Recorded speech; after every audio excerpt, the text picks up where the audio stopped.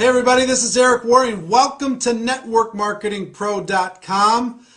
I missed you. I will tell you, the last Thursday and Friday, as many of you know, I had some technical difficulties. My computer crashed, my hard drive crashed. The sad news is, part 4 of the Earl Shaw interview, the file was corrupted. So, people are working to try and recover it. So I don't have part 4 for you today. Hopefully we'll be able to get it to you and get it posted soon. If not, I'll have to go back, because I can't be the only one that knows about what Earl Shaw said in part 4 of that interview. So we'll have to get it to you one way or the other. But today, to make up for that, I want to give you something that is a jewel, something that if you use it, you will get great results, and if you don't use it, you just won't get as good a results. So many people, at the end of a presentation, they just don't know what to do. They talk to their prospect. The prospect takes a look at a videotape, or they listen to an audio tape, or they go through a presentation, or they sit in a meeting in somebody's home, or they go to a hotel, and at the end of the meeting, then they don't know what to do. They're like, what did you think? And the person says, well, I don't know. And they say, okay, well, call me. And people just leave. And what people are really looking for at that moment in time is some leadership. And I'm resistant to exact verbatim scripts.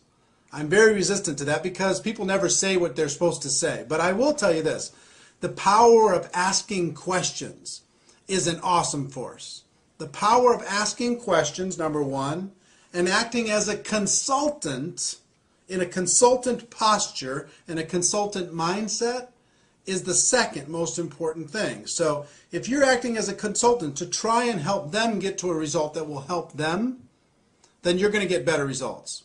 If you act as a salesperson, pitch, sell, and you're not asking any questions, you're just giving the facts, you just keep talking and talking and talking, you're going to have trouble, a lot of trouble, at the end of a presentation. So this is a 4-question process that I've used for 15 years that works unbelievably well.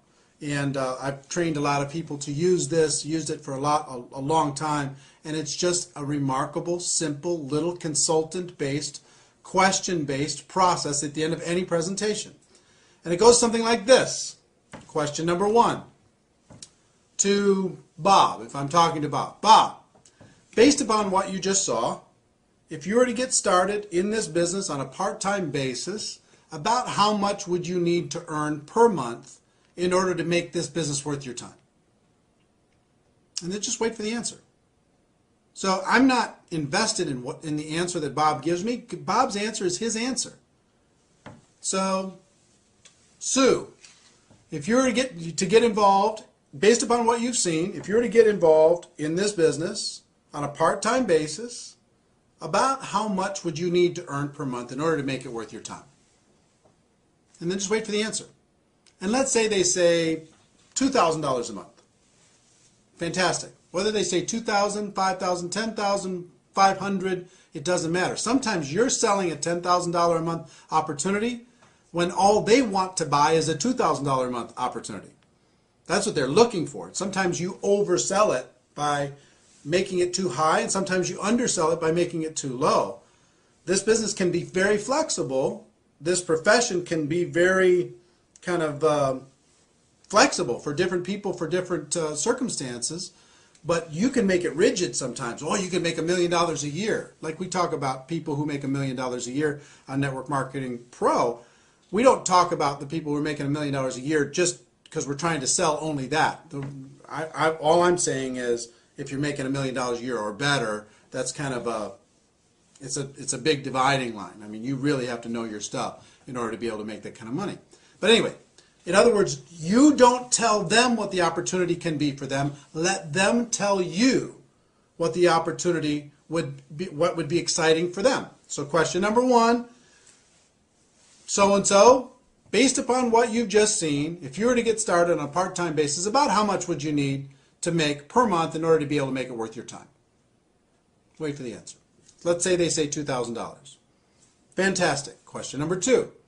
About how many hours per week do you think you could dedicate to building this business in order to be able to make that $2,000 a month? And wait for the second answer. About how many hours per week do you think you could dedicate in order to be able to develop a $2,000 a month income with this business? And wait for the answer. They give you the answer. Let's say they say 8 hours a week. Fantastic. Question number 3. About how many months would you be willing to work those 8 hours a week in order to develop a $2,000 passive residual income? About how many months? And wait for the answer again. About how many months would you be willing to work your 8 hours a week in order to develop your $2,000 monthly passive income? And wait for that answer. So you're going to get let's say they say 6 months. Then, and sometimes you're going to get unreasonable expectations. But let's say they say 6 months, which is reasonable. Depends on your opportunity. And again, I'm talking generically here. It's very difficult to get specific inside of any one company or any one opportunity. But let's say that that's reasonable inside your company. If someone were to be dedicated, working 8 hours a week for 6 months, focused time, and they were very coachable, that they could develop a $2,000 monthly income. Okay, let's say that that was reasonable. If it's reasonable, then you go to question number 4. Let's say it's not reasonable for a second. Let me go, and just say, because this will happen. Let's say you ask question number 1. They'd say $10,000. I'd like to make $10,000. That's what I'd need in order for this to be worth my time. How many hours would you be willing to commit to do that? I'd be willing to commit 2 hours a week. And how many months would you be willing to commit 2 hours a week? I'd be willing to commit 2 months. Then as a consultant, if you're in a consultant mindset, what do you need to do? You've got to say, look, I will tell you right now, that's an unrealistic expectation. In order to be able to earn $10,000 a month in a business, a brand new business, working 2 hours a week for the next 2 months, I just don't think that we can get you there. But if you're willing to change one of these 3 numbers, then we can get you there. You either have to change the 10,000 and make it lower, or you have to change the hourly and make it more hours per week, or you have to change the month and decide to give it more months. But if you're willing to change one of those numbers, or maybe 2 of the 3 numbers, then I can show you how to get there. But if you're not willing to do that, you know what, this probably isn't for you. You probably have other things that you could do. So coach them to be able to set reasonable expectations based upon one of those 3 things. Okay, so you understand? And you will gain more credibility when you say, you know what, this probably isn't for you, and you coach them into a reasonable expectation by saying you're going to have to change one of those 3 numbers. You'll gain way more credibility than you'll say, okay, fine, great, just join. That doesn't give you any credibility at all. If you let them know that, if somebody tells you can make $1 million a year and you can do it, you can make $100,000 a month and you can do it in your first 90 days and you could do it working 10 hours a week, does that buy you any credibility? It doesn't. Even if they sign up, it doesn't buy you any credibility. So question number 1, how much money per month, in order to be able to make it worth your time? Number 2, how many hours per week would you be willing to commit in order to develop that income? Number 3, how many months would you be willing to work those hours per week in order to be able to develop that income? So let's say that those are reasonable. Then question number 4 is really simple.